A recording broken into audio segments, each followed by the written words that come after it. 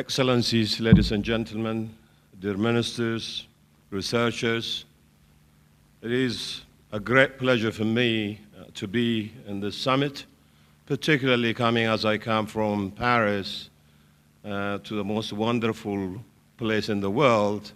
I'm not going to refer to Uganda, but to my hometown, Addis.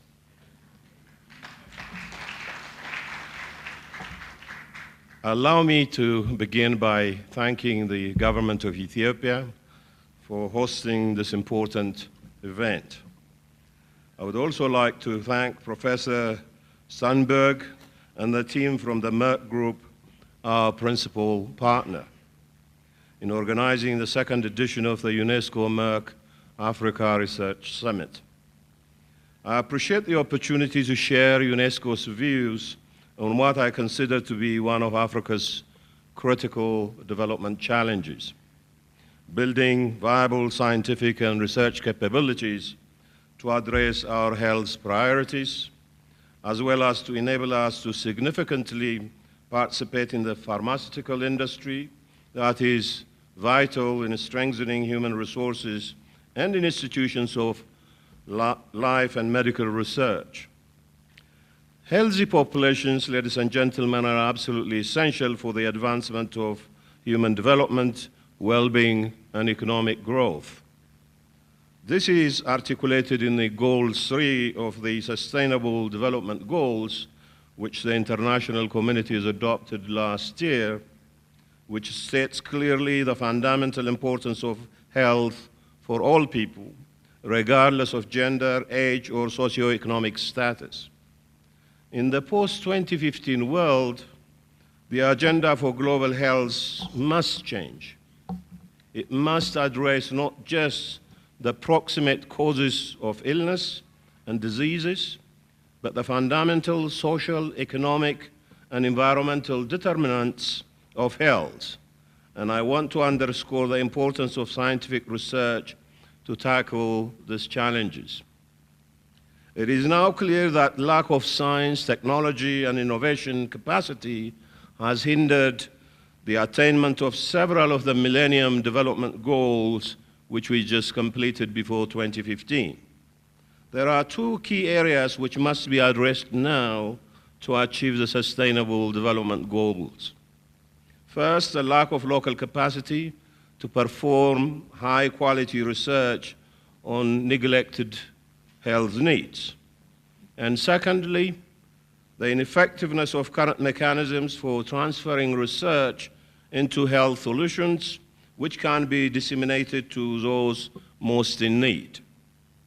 I would like to highlight the importance of these two aspects of health and development, including the actions we take on health through broad international and intersectoral cooperation, and enabling scientific research in the life sciences and health to drive the performance of health systems. Progress in these areas will be characterized by aligning diverse stakeholders.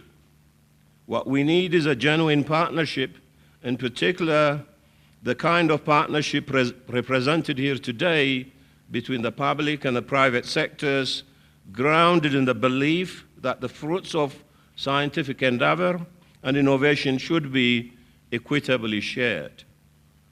And here I want to pay special tribute to the role of both the University of Cambridge Africa Initiative and the Institute Pasteur in providing the strategic directions in scientific research that are taking place globally. UNESCO, in its part, is involved in a number of international projects to propagate research excellence in the life sciences.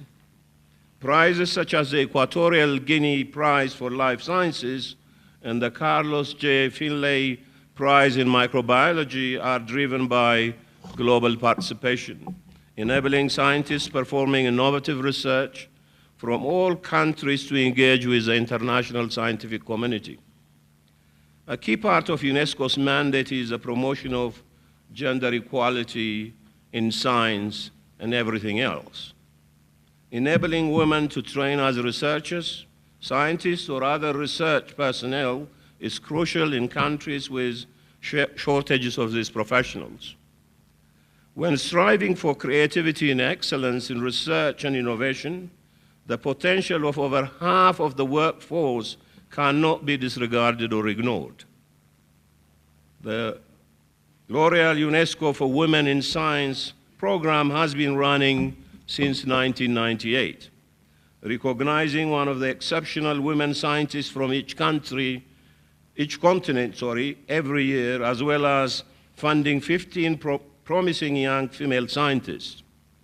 2 of these laureates have gone to receive the Nobel Prize, and fellowship has been granted to over 2,000 women in 110 countries, enabling them to pursue their research, making their program a benchmark for scientific excellence on an international scale.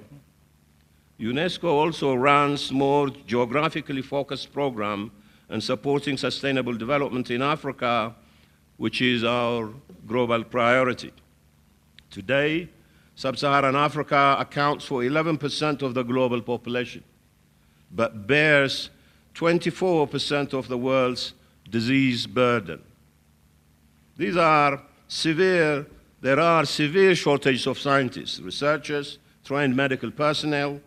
Sub-Saharan Africa is said to have only 3% of the world's health workers, which excludes the bigger portion of African professionals that continuously leave the continent in the form of brain drain.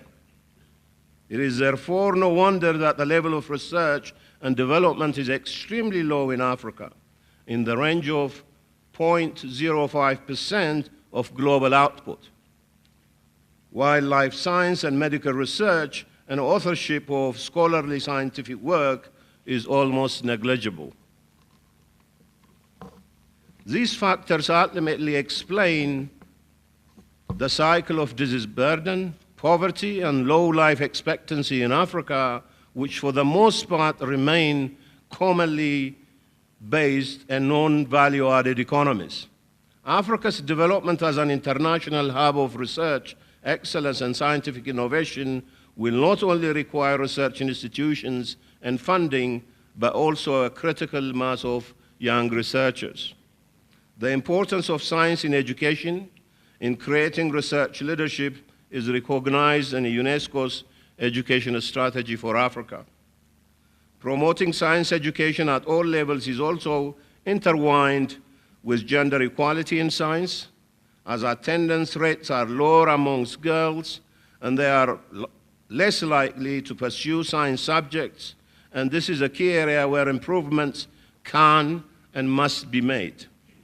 UNESCO has worked with the member states of the African Union on science, technology, and innovation strategy for Africa. And before that, on the consolidated plan of action for science and technology, and with individual countries to support the formulation of national science policies. These activities strengthen the impact of research and innovation through regional and international cooperation, university-industry partnership, a focus on science education, and facilitating exchange between scientists and government to drive evidence policy making. UNESCO is also committed to responsible, high-quality scientific journalism, science journalism, excuse me. We recognize training for media professionals and have established a global network of television producers. This network places particular emphasis on HIV/AIDS and other infectious diseases, and the African branch has produced documentaries on the subject, which were freely distributed for public audience for raising awareness. Other major initiatives in public engagement are our international years. The International Year for Crystallography in 2014 involved schools and other groups of children around the world in activities raising awareness and developing understanding about a vital scientific discipline. These efforts by UNESCO are a small part of the overall picture, ladies and gentlemen. Our understanding of how to harness the power of knowledge, innovation, and creativity for population health and sustainable development has never been better. The changing health agenda raises new, global and interconnected challenges which cannot simply be overcome if the public and private sector remain separate. Fully functioning health systems require collaborations that sort of, the collaborations of the sort UNESCO and the Merck Group are currently undertaking. The private sector provides enormous employment opportunities globally. Besides medical professionals, this industry continuously creates demand for thousands of scientists and researchers, clinical technicians, ICT professionals, sales and marketing staff, as well as health insurance providers, among many other opportunities. The good news is that the situation in Africa has been changing, and Africa has been in the move in the right direction, with a broader consolidation of peace and stability, paying good socioeconomic dividends, and we need to continue to capitalize on this. Africa's youth is also making their marks in international forums and conferences. Without the passion and energy of youth, we will not go far enough, and that's why it gives me great pleasure to see a large number of scientific researchers representing over 30 countries in Africa present here amongst us. It is a chance for them to interact with one another and network on the topics of the summit.